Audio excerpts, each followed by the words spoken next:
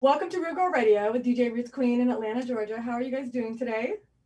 Hi. Hi, good. Good. How are you? I'm really, really good. So it's been back-to-back interviews for you guys today, right? Yes. Yes. In this virtual installment of Real Girl Radio, we are discussing Nate Parker's film American Skin with Vanessa Bell Calloway as Bernice, Shane Paul McGee as Jordan, and Sierra Capri as Kai. There we go. So after witnessing his son's murder by a white police officer who goes uncharged, Marine veteran Link Jefferson takes justice into his own hands. So American Skin is all about changing the narrative. So my first question is, how amazing was it to work with Nate Parker? Sierra, you can answer that one for me. Um, a dream come true.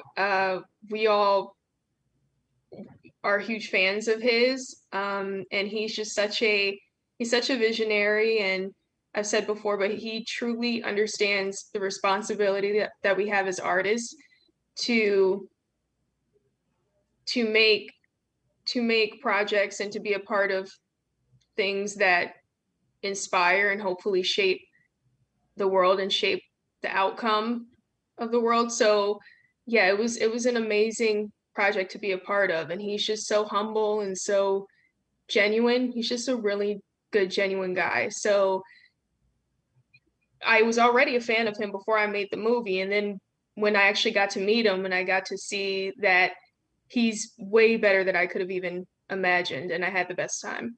Yeah, he really, really is. He really, Yeah. really is amazing. Okay, so my next question is for Shane. How do you compartmentalize dealing with such an explosive storyline? Compartmentalize in what Some of way? the things that you do to take care of yourself mentally. Oh, wow. Yeah, that's a good question. I mean, that's kind of, I mean, when you're working on compelling, stories like these, it's very important to, yeah, this one is tough to separate yourself from because this is something that I live. I live this every day. I live with this fear. So I don't know how to pretend like to walk away from it. I don't know that I ever can, but it's through the support and love of family and friends, and you know mixing it up with yes, you watch the news and you see the headlines and everything, but taking a break from that. And I think we've all learned in 2020 to kind of, I sometimes I had to walk away from social media. Sometimes we got to take a break from that and just to reground. But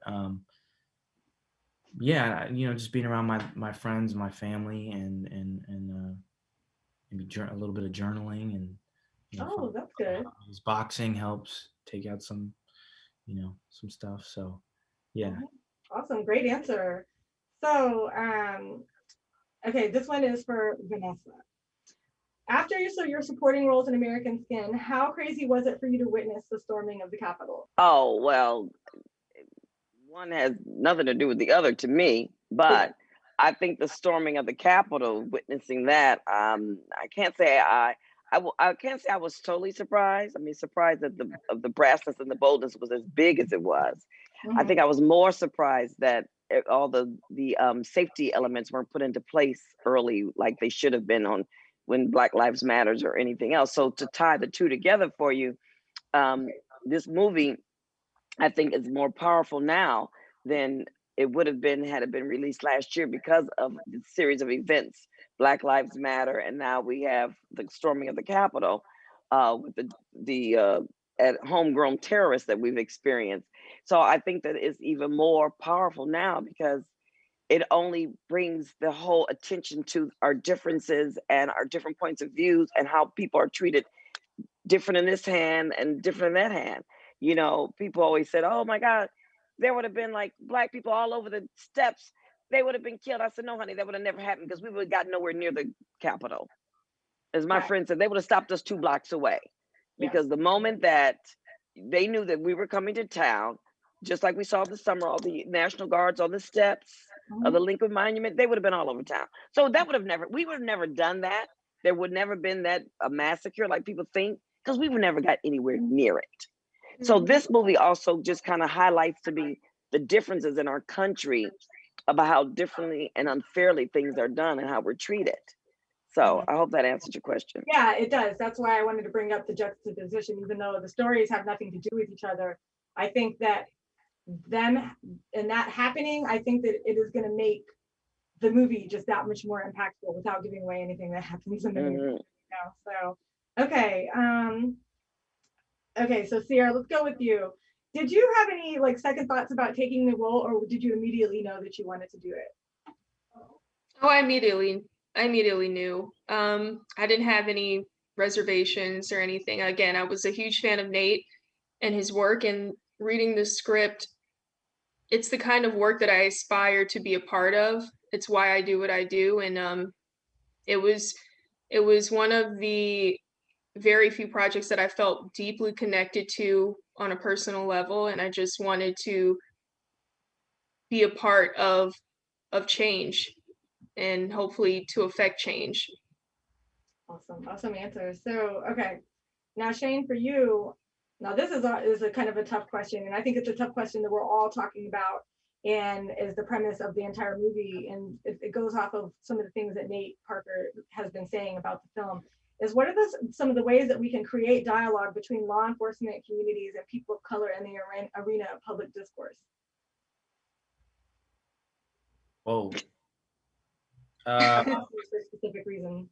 Well, you know, judging on my credentials, I'm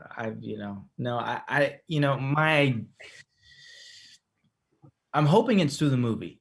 You know, it's one of the reasons that I did it. I'm hoping that people can get a different perspective from the film through appealing to their empathy.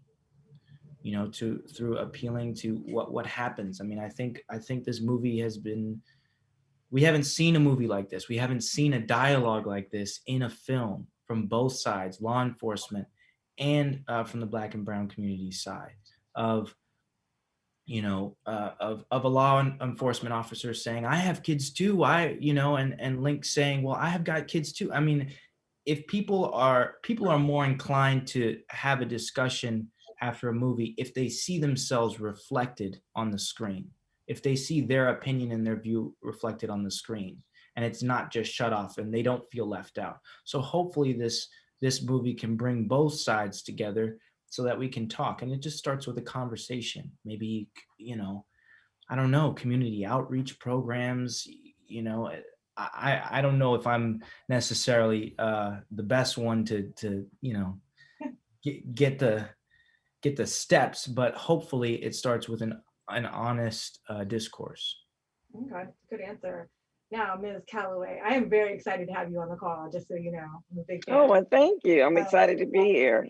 A legend. So, okay, now this question kind of goes off the last question, and it's a hard question to answer, and I think that we've all been thinking about it too, is do you think that we can heal the broken relationships between the divided citizens? I mean, I think everything is possible. I am cautiously optimistic, but I'm very hopeful, you know, because I've seen this time and time again in my lifetime.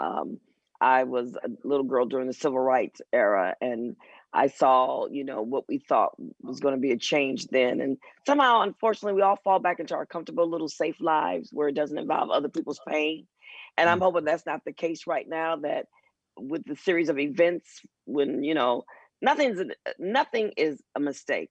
This whole pandemic was not a mistake. God had this plan to put us down, to sit us down so that he could get us still. And right when he got us still, then he introduced the systemic racism and the inequality matter for us to grapple with.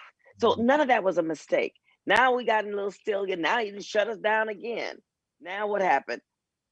Descent on the Capitol. So none of this is a mistake. But going forward, I think it is possible to heal. I don't think it's something that's going to happen immediately. I don't even know if it's going to happen in the next 4 years. But I know this, until we all start to listen, take accountability, and stop doing this cancer culture, and stop making people feel like that something they say or do automatically alienates them and makes them wrong, you know, until we can find a way to accept others' opinions and differences, even if you don't, even if I don't agree with you, even if I don't like you, I've got to learn to live with you and just hear you out. And that's what this movie does. Let me hear you out. Mhm. I still don't have to agree with you, but let me see your mindset. Because there might be a thing or two that I learn. As in the end, we see one of the officers, he learned something.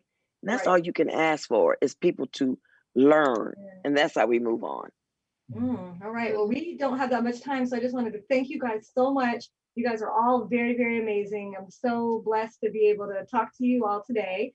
And American Skin comes out Friday, January 15th, 2021, and it'll be in not all theaters, but you can go to @American Skin Movie and figure out exactly where it's playing. It's on video on demand. So thank you so much for joining Rigo Radio. Thanks so Thank much. you. Thank you. Have a good afternoon. You too. Be Bye-bye. safe.